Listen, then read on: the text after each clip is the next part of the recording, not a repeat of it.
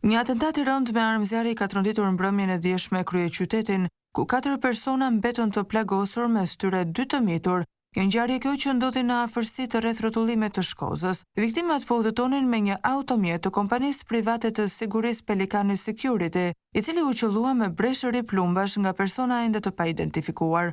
Ngjarja ndodhi rreth orës 21:50 minuta, kur autorët, duke ndjekur automjetin, hapën zjarr në drejtim të tij.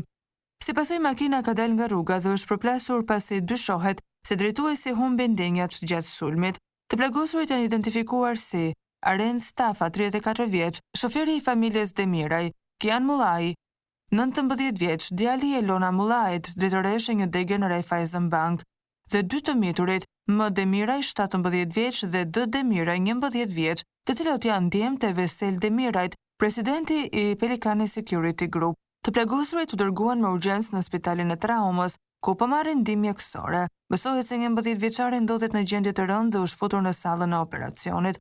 Pas atentatit, autorët u larguan nga vendngjarja dhe pak minuta më vonë, një automjet i djegur me targa AA040 YV u gjet në zonën e Lundrës, duke u dyshuar si mjeti i përdorur për atentatin. Policia ka nisur hetimet për të verifikuar mjetin dhe për të zbuluar autorët. Grupi hetimor i ngritur po punon në drejtimin e prokurorisë për zbardhjen e plotë të rrethanave të ngjarjes. Ndërkohë, në vendin e ngjarjes u sekuestruan prova të rëndësishme që mund të ndihmojnë në identifikimin e personave përgjegjës për sulmin armatosur që tronditi mbrëmjen e dieshme Tiranën.